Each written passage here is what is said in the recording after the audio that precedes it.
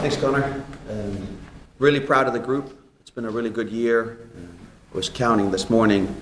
I believe we're 19 games in regular season in the conference tournament. We've only lost once. So we were able to have a really productive week in Charlotte last week to win the conference tournament. It's been a while since we did that, and we had a very good regular season. So excited. Tonight we'll find out who we're playing on Sunday, but it's been a really good season. It's been a very, very good group to work with. It's challenging to have 25 young men and try to get them to go in the same direction, but this group this year have been unbelievable. So just very excited and looking forward to finding out who we're going to play here tonight around 9 o'clock.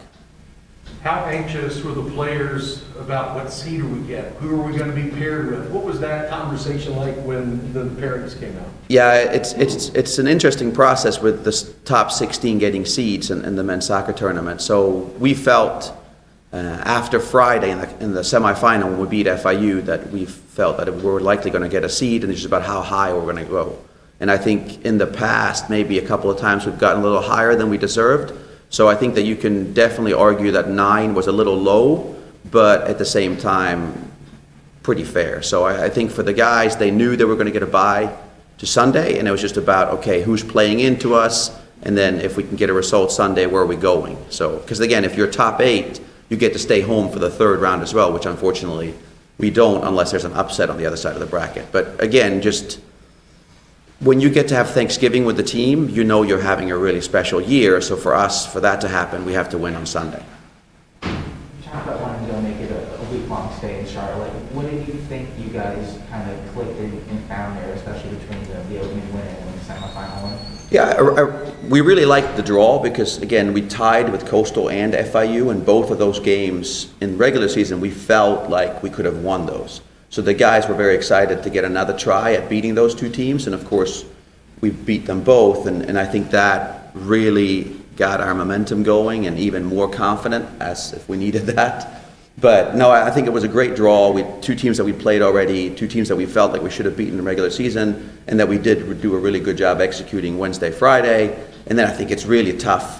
We're one of the few conferences that still play 3 games in 5 days. So to turn around and then play again on Sunday early at 1 o'clock, Joey and the FAU are doing a great job. They were fired up, and they were definitely the better team in the first half. But again, we were able to rotate some guys. You and I have talked all season about how deep we are and how we've been able to rotate players. So to be able to get guys out of the lineup Wednesday and Friday definitely helped as the second half was wearing on. And then when it goes into overtime, there were a couple of starters for FAU that didn't return, and we had all our starters on the field. So I just think that strength in numbers is something that we've used to our advantage all season. And again, 1 through 25, they've done a fantastic job all year. You talked about how good and how quality the regular season was, and I guess the 19 games now for the conference tournament, but specifically looking at Jan and just the veteran backline that you guys have in front of him, how much do you think that's key to your defense as success for the team, and also just success having 11 shutouts? Yeah, when you don't get scored on, it's really hard to lose games. So that back four with the experience and the energy and the quality that we have, because Jan is one of the guys that he gets a lot of recognition because of how well the team is doing, but Jan is definitely one of the best goalkeepers I've ever worked with, and was a great grad transfer to get in, but he also benefits from having one of the best back fours in the country in front of him. So I do think that we do a really good job of making it easier for Jan in regards to saves and the balls that he has to deal with, but then also his size and presence and experience on crosses and set plays and all that kind of set pieces is something that we haven't had in a while, and he really, really does a good job with that. So I think, again, the whole team, we at Kentucky work a lot on defending because, again, if you don't get scored on. So it starts with the forwards, the midfielders do a lot of defending, but then, of course, the back four and the goalkeeper is what really seals the deal. But I don't know if we're the best or one of the best teams in the country in regards to goals against average. So it's a team effort, but of course, Jan and the back four are very, very special. Since that game is tonight, can you talk about each of the opponents that you could possibly face with that? So the way we do it is my two assistants have split up, and they've already watched both opponents. So as soon as we know tonight, then we'll have more of a conversation. I don't want to get too into the weeds about them until we know. So I focused more on last week and how we did Wednesday, Friday, and Sunday, because I think Wednesday and Friday was really good. Sunday was a little shaky. So we learned a lot from the Sunday game, and we actually spent a lot of time yesterday as a squad talking about Sunday and showing some clips. So I think, again, for the game to go our way Sunday, we need to perform up to our level and, of course, prepare for the opponent. But once we know who we're going to play tonight, then the staff will get together and make sure that we have a plan for how we're going to make sure that we get a result on Sunday. Once you get to this part of the season between postseason C or say now the MSC tournament, how much is it an asset to have the scoring versatility you guys have with 13 different scorers and 3 guys with 5 goals each? Yeah, and that's something that's been pointing out to me, that normally if you have a team that is ranked like we are or have had the success we've had to this point, you normally have 1 or 2 guys that score a lot more goals. But going back to strength in numbers and the quality that we have in the group, I do think, again, when you're able to rotate guys in and out of the lineup, you're just wearing the other team down. So it's just, we've had some issues with injuries with the attacking players, but having so many good attacking players and having the ability to rotate them in and out, I think it just creates different opportunities for different players. So we know that there's several different ways for us to score, and we know that those attacking players, they kind of score in different ways. So it's kind of tailored to each game of what pairing up front is going to make sure that we get the result that we want. Coach, talk a bit about the fan base that's been at the Bell this season and what you're expecting on Sunday. No, it's one of the great things about working at Kentucky is that the Big Blue Nation and the attendance that we have at the games.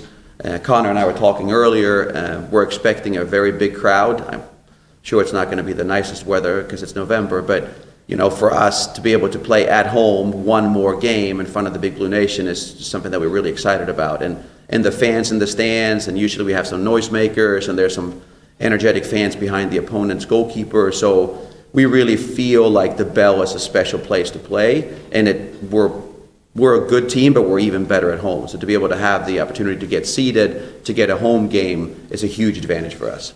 And with your bracket, at one point you would eventually run into #1 Oregon State if chalk were to happen. So just talk about, was the team excited when they saw that? Was the possibility of maybe knocking off the #1 team, is that something that they're excited about?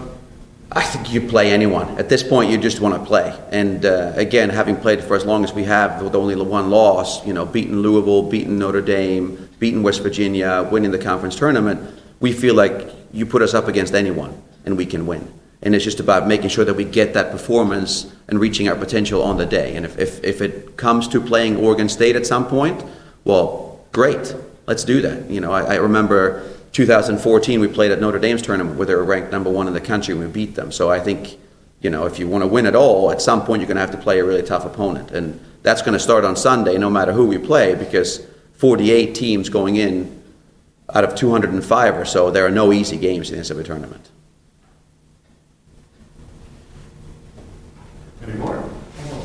I know it's not necessarily predictive. The fact you win the C or say tournament means you can have a good postseason run because each match is different and stuff. But how much do you take that experience of winning 3 games in 5 days and going through that, kind of like a neutral site thing, helps you guys in a situation like this? Yeah, it was good because, our only loss this year was at Charlotte. So we'd just been there 2 weeks before. So I think it was really nice to come down there and kind of cleanse what had happened, and also know that when it gets into a knockout situation, we're able to perform. And Sunday was really good too because we were down. And again, playing a very energetic FAU team that was ready, and that would have been their first Conference USA tournament win ever, to win the whole tournament. So no, I think they were very different games, Wednesday, Friday, and Sunday, but I think they taught us 3 different lessons. And again, I think we're much better prepared for Sunday now, having played those games. Yeah, is there any one thing in particular that makes you confident that this team could win a national championship this year? I think how focused they are on the team. Again, whatever the team needs, they're a team first. We talk about our core values and making sure that you do more than just your individual part. So I think, again, the guys that are here, they came here for a purpose. We've talked about winning things in preseason, and we've talked about winning things every week since, and we hold them accountable to those things, because it's one thing to say, it's a very different thing to do. But again, if I look 1 through 25, those are guys that are bought in, those are guys that are willing to do whatever is needed, and that starts on Sunday, and we're just hoping to play every round at the best of our ability. And if we do that, well then, why not? Any more? Thanks, guys.